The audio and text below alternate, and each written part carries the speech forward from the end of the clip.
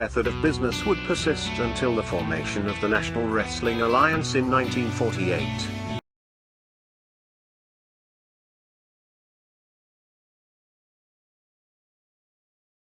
The NWA as a central governing body, with its singular, undisputed world champion, would be absolute and undeniable.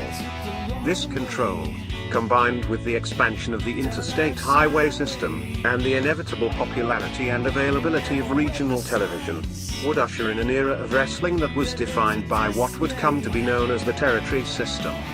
The territory system would dominate wrestling for nearly 4 decades. While the borders, authority, popularity, and obedience of individual NWA territories was in a near constant state of flux, to this day the impact and influence of these territories is still felt. Each territory had its own signature promoter and star. While it is impossible to cram these characteristics into a static, concrete map, we are damn sure going to try anyway. So open up your eyes, way before it gets too late. Now one man, there's no way you can hit the streetlights running, don't give a damn. A simple explanation that you'll never find. Sinners never sacrifice, we never leave love alone. Is hate really worth the price? Look at what we've done. Never care for compromise, always threaten when someone's life, and it feels like the end of the world.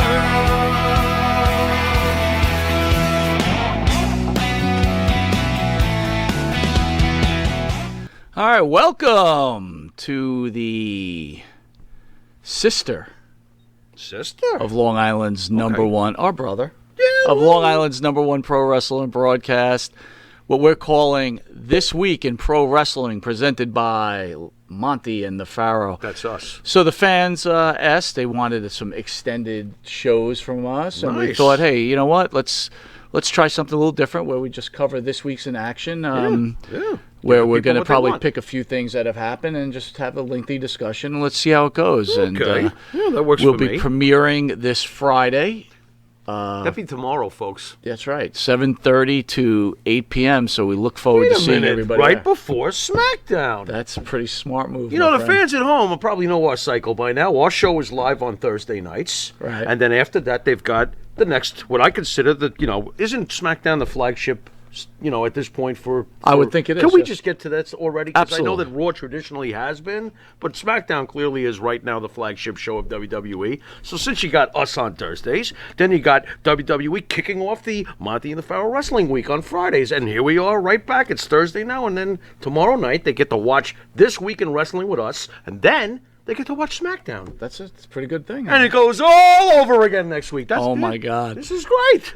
And Let's that's do probably it. the most knowledgeable guy of pro wrestling, What? Mr. Who? Jimmy Pharaoh, Oh. who the fans are saying, this guy really knows his stuff. Oh, so well, thank you. Well, let's, the fans know their stuff. let's see how this thing goes, bro. Yeah, our fans Let's are see pretty how this smart. thing goes. What do you got? So the idea behind the show, I just want to get everybody ready and just Sure. we're going to cover maybe the most important things that happened this week. So it could be an MLW match. Could be. It could be a Ring of Hammerstone. Honor match, a New Japan Could match. be. It could be the Big Three, right? Could be anybody. Right? It could be anybody. Could be anybody. But it could be that guy, that multiple belt guy in TNA and AEW, your favorite, Omega. Oh yeah, that'd be I know, fantastic. love him. This should be really enjoyable if we This have to week talk about bashing that. Omega in wrestling. Oh my God. So we'll open up with NXT, which happened last night. Nice. Right? Karrion Kross. Wait. Fall and pray. That guy? Yes. Fall and pray. What about him? He rules. So he wrestled Johnny Gargano with special referee Samoa Joe. Right. This is Kross's third title defense since winning back the NXT title. So Okay. what did you think of that match, brother? I thought it was good. I don't like I don't like Karrion Kross's shorts. Okay. I That's get it. my take on that. I can't stand. Wow, this those- week in wrestling, I hate his shorts. I don't like his shorts. No, I mean, other than that, I mean, were you surprised at the competitiveness of Gargano? I know it took you quite a while to get into the fact that Gargano's too small for you, isn't he? Well, what I thought was impressive about the match is Gargano. I really earned a lot of respect for him great. because he took so many great bumps Yes. from a bigger guy. Yes. It actually looked believable. Right. Like, here's this guy. He's quick. He's Right. smaller. Right. And Are you surprised at his fan support, the Johnny Wrestling chants? I mean, I don't know how familiar you are. I'm very familiar with Johnny G, but he's got some rabid fans, man. I mean, really rabid fans. so fill me in on that. Talk to me about that. Johnny I was shocked about that. I was very shocked. Johnny Gargano has a Daniel Bryan type fan base. I think it's fair to say that he has a Daniel Bryan type fan base. I mean, clearly, you've called him undersized, and that's fair to say. Johnny's not a huge dude. Johnny's in great shape though, and he is an incredible mat wrestler, just like Daniel Bryan. The guy is a 10. As far as his in-ring ability, he's tremendous. And honestly, I think he's gotten much, much better as a personality. When he went bad and the work he does with his wife and everything, he really has come along. Am I a fan of him? No. But do I see why he is what he is? Yes, I do. Well, he's got can work for my main, company he's got any day. main roster written all over. Oh, yeah. So you could see this going into Samoa Joe, and Samoa Joe winning the title, and then Karrion Kross and Scarlett heading up to the main roster. Wait a second. You think Karrion Kross is going to drop the belt to Joe? If he's going to go to the main roster. That's very interesting because I must be really fixed on this because I've now heard this a few times where people think Joe's coming back for a full in-ring return. Why do I not feel that? I mean, if it happens, great. But I don't feel that. I feel like he has taken Regal's place. He will get physical sometimes. Well, he did just choke him out recently, didn't he? Oh boy, I don't know. You think Joe's really going to be going into a full-fledged return to the ring? I'm not sure. I don't sense that for some reason. What I'm not getting is, it's like, for the longest time, I felt like Karrion Kross wasn't catching on. Right. You know, so the ratings for last night were 705,000 viewers watched it. Again, you can't really get too much into the ratings. Listen, they always get between 7 and 8. It seems like they have a very fixed income. They have a very fixed viewer deal right now. It's not getting lower or higher. It seems to always be between 7 and 8. So have you followed Karrion Kross for a while? Yeah, I have, and what really stunk is when he won the belt and got hurt. It stopped his momentum. He won the belt, and boom, he was hurt. Then he was gone. You know, so I think that killed him a little bit. He was in Impact too, right? Yeah. Was it Impact? Yeah, it was Killer Kross. Right, and Yeah, did he he was great. do well over there? Yeah, he's great. I got to tell you, I think he's ready the for the big time. Gargano I mean- Cross match, the way Kross's his facial expressions. Yep. God, the sleeper where he like puts it up against his head. It's like it looks like a real fight. And Gargano again taking some major bumps, and you felt like, oh my God, is Gargano going to win the NXT title? Did I ever tell you that one of the greatest matches I've ever seen live was Gargano Ciampa? They No. murdered each other. It was one of the best matches I have ever seen live. Now, So- in your opinion, is Ciampa a big guy? No, but man, oh man, does he play big? But what's He looks big, I right? mean, what are we talking big? Is he Killer Kross big? Karrion Kross big? No. But does he come across as a bad man? No, very few come across badder than Ciampa. I think Ciampa's amazing. You know, I have also read Ciampa doesn't want to even come up to the SmackDown or Raw. He loves NXT. Nothing wrong with that. I don't want to go And anywhere. NXT's going to need some stars, right? Oh, by the way, I have to throw this in. I think your girl might be going there. That's what I heard. Mandy Rose might be going to NXT. She's been traded. Dude, I'll tell you right now, she goes there, that belt is hers. She's going to be NXT You know, I was champion thinking- in a I was thinking, do you heartbeat. think these wrestlers now, when they go down to NXT or something like a Mandy Rose thing, Yeah. is that like a demotion to them? Do they It feel like wouldn't that's a be to demotion? me if it depends on the booking. Like when Balor returned to become what he was down there again, Right. that was no demotion. I've always felt that a guy like Dolph Ziggler should invade NXT and go, I'll show you guys how this is done. You know my what I God, mean? Like, really? Yeah, why not? Why? If you ever wanted to make Ziggler a champion again of any kind, because let's face it, we can't take it seriously when Ziggler gets title shots for the last couple of years, right? Right. I mean, we feel like, yeah, maybe he would win, but he's not gonna.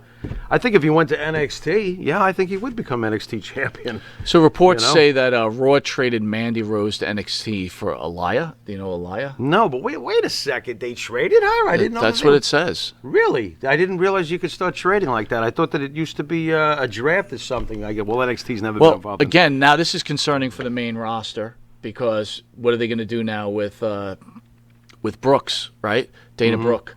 I don't know. What are they going to do? What have with they it? ever done with Dana Brooke? No, but I mean, look, what are these women's tag team matches are god awful at this point. There's no one to challenge. Yeah. Dude, this is where you usually got to carry the Pharaoh. I could care less about half of the women's division. You know that's I understand. That's one of my issues, But Mandy Rose down in NXT, I'd like to see that. That would interest me. Honorable mention goes to L.A. Knight in his little vignette. Thoughts on that, Jimmy Jack? I'll tell you, man. Is it just me, or is L.A. Knight just like as great as the way it used to be in the old days? This guy opens his mouth. I'm like, you could fit in back in 1989. Oh yeah, 88. absolutely. L.A. Knight he's got a great delivery. First of all, the way he speaks. Right. There's something about his face that just so matches everything else that he's doing. He's jacked.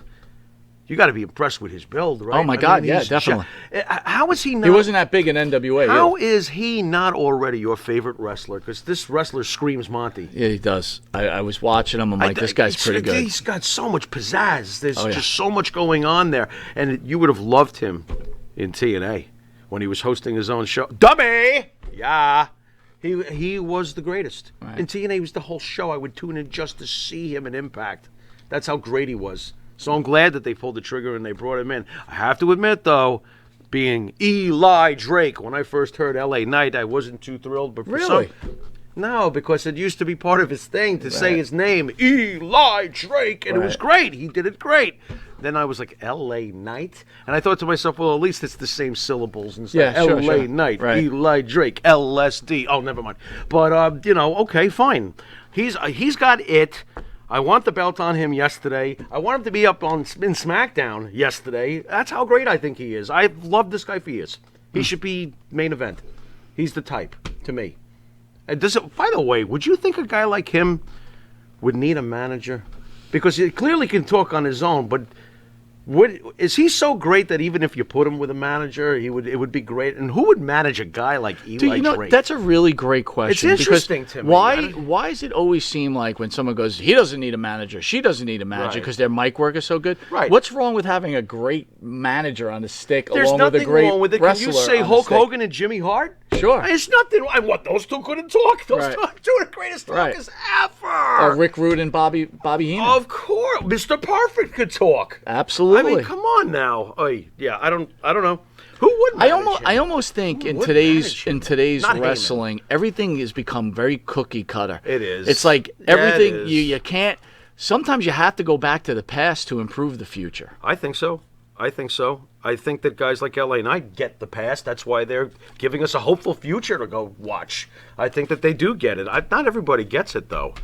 I don't know. It really depends on the think the writing. WWE uses NXT as their own little playground to test out certain things, Sometimes or I maybe wonder if go they- a little older school. Sometimes I wonder if they use all three programs as their little playground. That's a good point. I wonder about. Well, speaking of the one show that isn't being used as a playground because Okay. it's not working out well, in a shocking upset, Xavier Woods beats Bobby Lashley.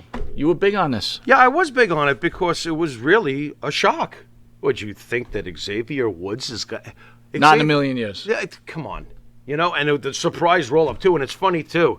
The surprise roll-up is becoming the most lethal finisher in the business. Think about it. People kick at it like, he throws him off the top of a building. 1, 2, holy crap, he kicked out. Now a surprise roll-up, you're done. You're done. Match over. Inside cradle. Whoa. Shocking upset. Shocking it's funny. upset. It's funny you say that. I hear some other people say that too. Really? Yeah. The roll-up? Yeah, but the thing that's a problem with the roll up It is a is brutal you finisher. can't hit people with 80 finishers Right. and they kick out of it, but somehow you sneak in a roll up. Right. That just doesn't work. Like Right. a roll up is fine. Right. If you're not breaking out of every finisher that's ever been hit. Right. By the way, a roll-up is also, if I got to get this in too, a roll-up is also fine if it's a quick count surprise roll-up. Emphasis on quick count. When Xavier Woods rolled Bobby Lashley up, Right. the freaking referee was like, nah, the shoulders are not level. Right. Are you kidding me? You're fired. I would have flipped on him backstage. It would have been like, I don't care if his shoulder's up this much. 1, 2, 3. Yeah. It's supposed to be a surprise roll-up shock finish, and this guy's going like this. Oh, the shoulders are down. You do your job. Understand the situation. That's Bobby Lashley. What are you going to wait to... Oh, wait. Okay, shoulders are down now. 1, 2... What the frig? Do you think in today's wrestling... Kill the whole... that we sit there and we critique it way, way too much? I'm sure... Yeah, I am complaining about that. You're right, but you know what? I'm right about it. No, So it you're doesn't- all right about it. It doesn't matter. But You I know? mean, And do I'm you not getting think on a that keyboard everything is critiqued Yeah. more now in today's society? Yes. Because I bet you Yes. if we looked at older wrestling, Yep. you'd probably see a lot of like these blatant mistakes that go on. Do you have any idea what today's fans would do to a guy like Vern Gagne? They would yell boring out of the building because he put an armbar on a guy for 5 minutes. Dude, we're in a Go society now. berserk. We're in a society now that people don't like a count out or disqualification. This was Right. a pretty important thing. Right. But anyway, let's stay on the very- venue. it was a very important This thing. week in wrestling. Okay. Right? So Continue. Look at this, AEW. welcome to all the Look at fans this. and returning back to AEW. And I got to tell you, the fans did not disappoint. We had live crowd. They at AEW, loved yes. every second of that show. And I They got to went tell you, batshit. Yep. everybody knows I'm not a huge AEW fan, but the fans' interaction and their excitement always- just brings you right into it. Look, just for the record, whether you agree with the AEW fans' philosophical approaches or not, AEW fans are insanely passionate.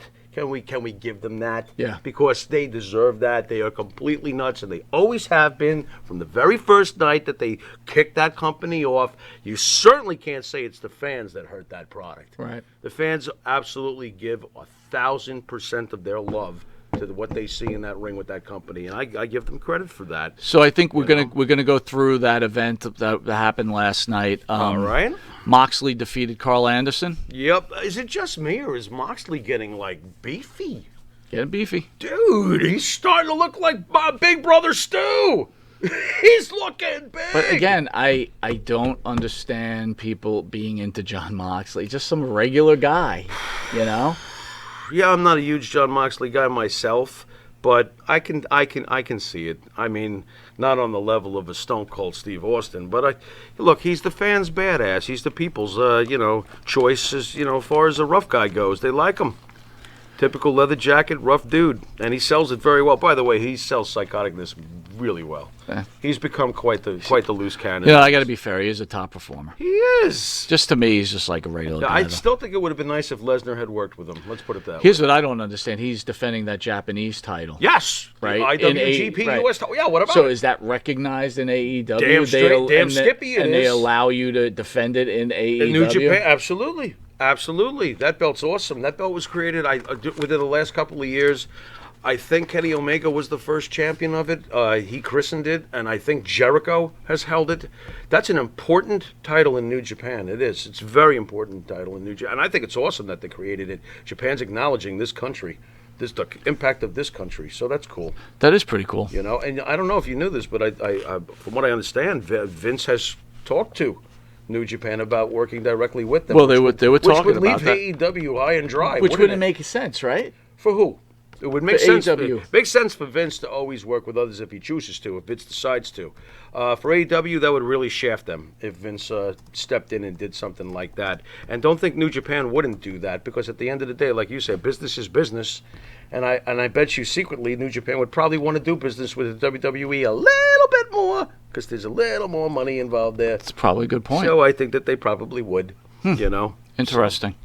We'll see what happens with that. What about Moxley's opponent? You just love Carl Anderson, don't you? Carl Anderson, I kind of like him. He's Quite excellent. Honestly. I figured you were going to say he sucks. No, I was setting it up for the typical. I like the Good Brothers, man. I think they got a good gimmick, and Carl Anderson looks like a legitimate tough guy. I think he's always had, even when he's up north. Do you think the Good Brothers were underutilized in WWE? I have to go with yes. I mean, it was awesome when they were with AJ, but did they really get enough love as a tag team? Well, how do you feel about them as a tag team? Do you think I think they're great. But I thought that they were really, truly great when they were in Japan. When they came back here, I wanted them to get the same kind of vibe and push that they got in New Japan. They were excellent in New Japan. As you know, I've watched New Japan pretty heavily, for the last 5 to 7 years, maybe even longer when I think about it, probably almost 10 years now. Right. But I thought that they were to tag teams. Let me really spell it out for you. They were to tag teams in Japan what AJ Styles was in Japan. And when AJ came here, Vince did right by him. Vince has given AJ a great WWE career. When the Good Brothers came back over here, they didn't get that push. So it was a little disappointing, It's hard for Vince McMahon to live up to the expectations of the New Japan passionate fan, because he's never going to give them what they want from New Japan. And by the way, last night's show, Flyer Fest hit over 1 million viewers. Good. Fighter Fest was meant. I thought it was cool. I said overall. Flyer Fest. I meant Fighter Fest. Yeah. Well, I'll take a flyer on Fighter Fest. And but that's part 1 million. 1 too. They got part think 2 about coming, that though. Raw's coming down. Yeah. This is I guess. Why am I still not? I'm not panicking over it. I wonder what Raw's rating was. Probably not much higher, come to think of it. But a pretty good show with AEW over the. Raw had some other good things too. By the way, it wasn't like Raw didn't have. And I'm sure the fans at home will agree to this. The John Morrison Ricochet match was fantastic. Fan-freaking-tastic. They've done that a lot. So Raw on Monday night did 1.4. I was going to guess that. AEW did 1.2. Dude, it's neck. Wow. I think it's 1.2. Hold on. Are you sure it's not time to give CM Punk a call and get him onto Raw? Because I think it is. What about Cena? Or maybe send a couple of the sexier stars from Friday Night SmackDown to Raw. They need some help. Actually, they didn't do 1.2. They did like 1, a little over 1. It's still close, regardless. It's Again, very one thing we close. have to understand, we had live fans for the first time. Even I wanted to see the live fans. That's true. I and guarantee. also, don't forget, SmackDown is doing twice in a the few ratings hours that, from now, SmackDown will be on, or not a few hours from now, in a half Oh, they're an doing hour over from a 2, I believe. Oh, they're going to kill it because that's the first live show back, right? I'm very intrigued to see what the rating is. Yes, with the first live audience tomorrow night on SmackDown. We shouldn't even say tomorrow night. In a half an hour on SmackDown? There you go. You know what I'm There saying? you We go. got to get used to this too, folks. Sorry. Anyway. Ricky Starks beat Cage for the FTW title. Hated it. Did you really? Hated it. Yeah, of course I hated it. I'm a big Cage fan. I loved him in Mexico. I don't understand how he doesn't get somewhat Brock Lesnar treatment in his booking. I was never doing somersaults for the FTW belt anyway. Yeah. And the weirdest thing of it all is that Cage is now going to be a good guy. That I don't get, man. That I'm not understanding. His job is to annihilate people and be a maniac. I mean, you folks who really know Cage probably remember on Lucha Underground, for God's sakes, when he ripped the belt in half with his hands. Dude, he literally ripped a belt in half. Right. With his hands. Right. And he looked so evil when he did it. I was like, that's the Cage I want to see. I don't want to see a good guy Cage. And besides, a good guy Behemoth Cage fighting Ricky Starks. Oh, I'm going to get you.